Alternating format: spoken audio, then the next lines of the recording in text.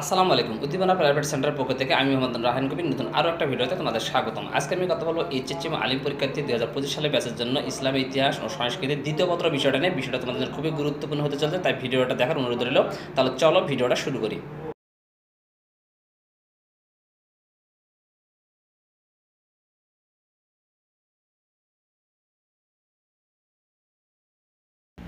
সাজেশনটি সকল বোর্ডের ছাত্রছাত্রীদের জন্য প্রযোজ্য।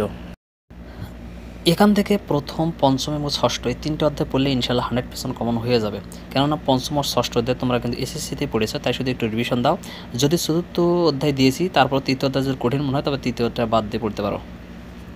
প্রথম অধ্যায় এখান থেকে একটা, সর্বোচ্চ দুটো সৃজনশীল হতে পারে। প্রথম অধ্যায় থেকে মূল বই থেকে যে টপিকসগুলো অবশ্যই ভালো করে পড়তে হবে সেটা হচ্ছে সুলতান মাহমুদের চরিত্র ও কৃতিত্ব, মোহাম্মদ বিন কাসেমের সিন্ধু, মুলতান বিজয়, কারণ ও ফলাফল এবং মোহাম্মদ ঘুরির মুসলিম শাসন প্রতিষ্ঠা। তোমরা যদি এই অধ্যায়ের জ্ঞানমূলক ও অনুধাবনমূলক প্রশ্ন পড়তে চাও তাহলে আমাদের 2024 সালের সাজেশনটা দেখতে পারো। আমি শুধু এখানে শর্টকাট আলোচনা করেছি যে টপিকসগুলো অবশ্যই বেশি ইম্পর্টেন্ট। মূল বইয়ের টপিকসগুলো পড়ার পর বোর্ডের সৃজনশীল হিসেবে তোমরা ঢাকা, যশোর, দিনাজপুর, রাজশাহী 22 সাল, ঢাকা, কুমিল্লা, ময়মনসিংহ, বরিশাল 23 সালে প্রশ্ন, নিজ নিজ বোর্ডের 2024 সালে প্রশ্ন বাদ দিয়ে অন্য বোর্ডগুলো পড়বে। তাহলে ইনশাল্লাহ এখান থেকে তোমরা প্রশ্নের ধারণা পেয়ে যাবে। তৃতীয় অধ্যায় থেকে দুটি সৃজনশীল অবশ্যই হবে।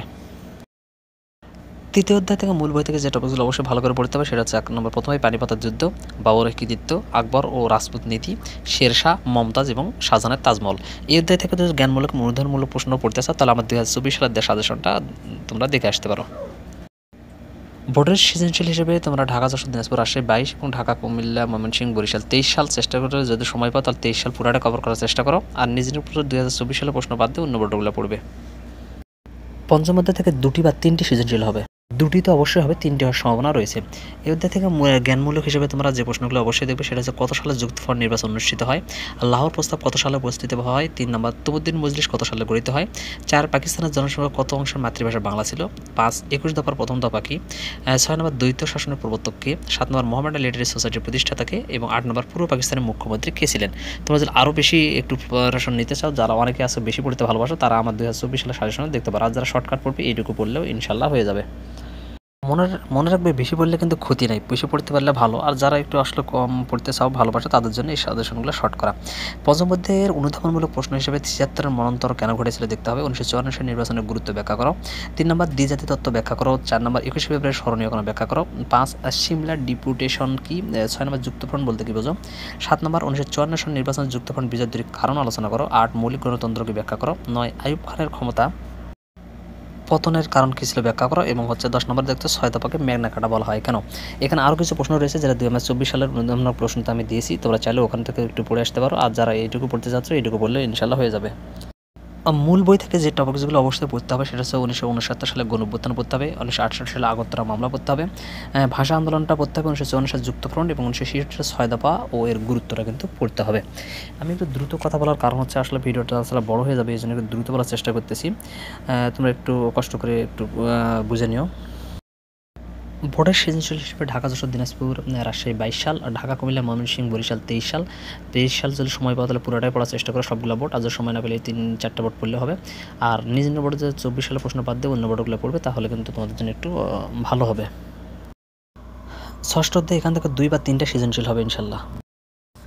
শর্টকাট জ্ঞানমূলক প্রশ্নের জন্য তোমরা চরমপত্র ও জল্লাদের দরবার অনুষ্ঠানটি পরিচালনাকে দেখতে হবে। বেলুচিস্তানের কসাই নামে পরিচিত ছিলেন কে। 1969 সালে গণঅভ্যুত্থানের প্রথম শহীদ কে। দ্বিজাতি তত্ত্ব ঘোষণা করেন কে। মুজিবুর সরকারের প্রধানমন্ত্রীর নাম কি।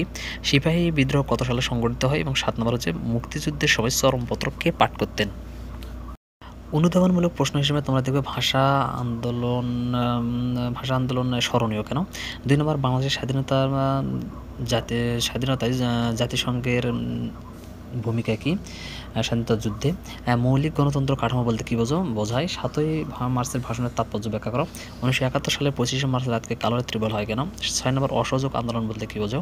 7 নম্বর গেরিলা যুদ্ধ কি ব্যাখ্যা করো। 8 নম্বর খিলাফত আন্দোলন বলতে কী বোঝো। 9 ঐতিহাসিক আগরতলা মামলা বলতে কী বোঝায়। এবং 10 নম্বর কাদের মুজিবনগর সরকার গঠিত হয়। মূল বই থেকে মহান মুক্তিযুদ্ধের স্বাধীনতা বিরোধীদের তৎপরতা দেখতে হবে, 19৭ সালের সাধারণ নির্বাচনটা এবং 25শে মার্চ কালো রাতের গণহত্যা এবং স্বাধীনতার ঘোষণা এবং মুজিবনগর সরকার ও মহান মুক্তিযুদ্ধ সম্পর্কে পড়তে হবে। আমি আবার বলতে চাচ্ছি, যারা বেশি পড়তে ভালোবাসো তাদের জন্য আমার 2024 সালের সাজেশনটা দেখে আসতে পারবে, আর যারা হচ্ছে কম পড়তে চাচ্ছ তারা হচ্ছে এই সাজেশনটা ফলো করলে এনাফ হবে। আমি বলি না যে আসলে যে 24 সালটা দেখবে না, আমি জানি যে অনেক ছাত্রছাত্রী আছে যারা বেশি পড়তে ভালোবাসো আর অনেকে আছে আবার একটু কম পড়তে ভালোবাসো। দুই ধরনের ক্যাটাগরি করে আমি সাজেশনগুলো দিয়েছি, তোমাদের যার যেটা যেভাবে পছন্দ সেভাবে তোমরা প্রিপারেশন নিতে পারো। বোর্ডের সৃজনশীল হিসেবে ঢাকা, যশোর, দিনাজপুর, রাজশাহী 22 সাল এবং ঢাকা, কুমিল্লা, ময়মনসিংহ, বরিশাল 23 সালের প্রশ্ন। সময় পেলে 23 সাল পুরো সবগুলো বোর্ডে দেখার চেষ্টা করো, আর সময় না পেলে এই কটা বোর্ড পড়লেই হবে। নিজ নিজ বোর্ডের 2024 সালের প্রশ্ন বাদ দিয়ে অন্য বোর্ডগুলো পড়বে, তাহলে তোমাদের জন্য ভালো হবে। আমার ফেসবুক আইডি শাহরিয়ার রায়হান, আইডিটা ফলো করার অনুরোধ রইল। আর আমার যা উদ্দীপনা প্রাইভেট সেন্টার ইউটিউব চ্যানেল যারা সাবস্ক্রাইব তাদেরকে অসংখ্য ধন্যবাদ। আজকে তাহলে এই পর্যন্ত, ভালো থাকো।